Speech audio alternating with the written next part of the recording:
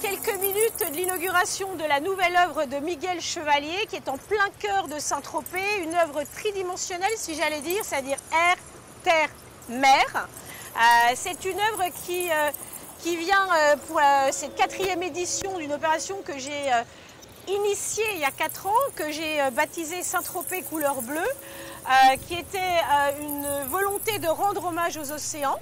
Une volonté de célébrer la Journée mondiale des océans, qui est une journée internationale, comme son nom l'indique, et qui a lieu chaque 8 juin. C'est une journée qui a été créée il y a 15 ans.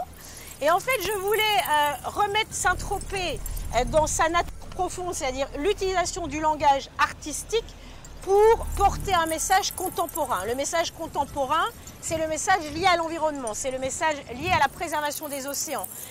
C'est le message lié à une œuvre qui effectivement est internationale parce que c'est un langage qui s'adresse à tout le monde. Donc j'ai choisi Miguel Chevalier, que j'adore, vraiment que je trouve un artiste étonnant qui allie effectivement la très grande technicité et la très grande poésie, c'est-à-dire beaucoup de délicatesse dans son travail. Je lui ai demandé de réfléchir sur un objet qui était inattendu pour lui, qui est un phare.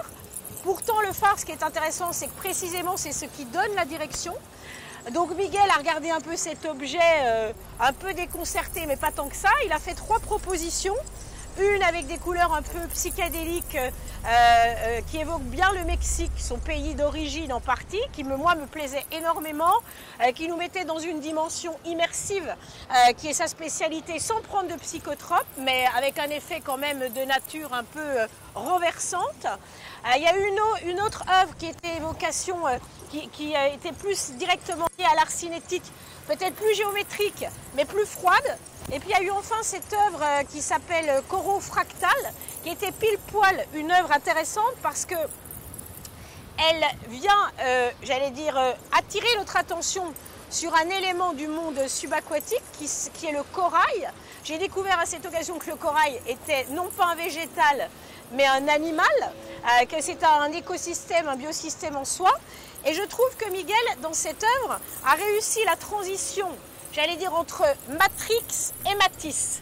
Matrix, parce que c'est l'hypermodernité, c'est une dimension, j'allais dire, pour reprendre Madame Glucksmann, qui en a très bien parlé, une espèce de cartographie cognitive très novatrice dans laquelle nous plonge Miguel, comme est exactement le thème du film Matrix, si vous le connaissez, où du coup, on est bousculé, on raisonne différemment, et Matisse, parce qu'évidemment, comme vous allez le voir, les coraux évoque presque les coloriages de Matisse qu'il a fait à la fin de sa vie, je crois, quand il était un petit peu moins vigousse. Donc c'est à la fois le lien vraiment pour moi entre tradition et modernité, ce qui est exactement ce qu'est Saint-Tropez. Donc je trouve que Miguel, avec cette œuvre Coraux Fractal, a répondu exactement à mon désir, peut-être d'ailleurs non formulé complètement, de répondre à quelque chose qui pouvait plaire à Saint-Tropez, village monde, à quelque chose évidemment très coloré. Il se trouve qu'on sort d'une période un peu terne avec le Covid. Il se trouve que nous sommes dans un musée à ciel ouvert avec ce phare. Et évidemment que je souhaite que tout le monde en profite, puisque c'est une œuvre qui va être présente pendant les 4 mois dits de la saison. Donc on va être également présent pendant les voiles de Saint-Tropez. Et pour ceux qui voudraient approcher l'œuvre et les déclinaisons de l'œuvre de manière un peu plus intimiste, vous avez la Fondation Guy Peters où Miguel a fait une espèce de déclinaison en petit format du thème des coraux, du thème de la mer, du thème de la préservation, enfin du thème, c'est pas la préservation des océans, mais quand on voit à ce point comment la nature toute seule fait œuvre, on a envie de la protéger. Et j'allais dire, comme dirait Maud Fontenoy, qui est notre marraine, pour aimer, il faut connaître. Pour protéger, il faut aimer, et pour aimer, il faut connaître. Donc je vous invite, par le langage artistique, à rencontrer les coraux de Miguel Chevalier. Et je conclurai par « Ok Corail ».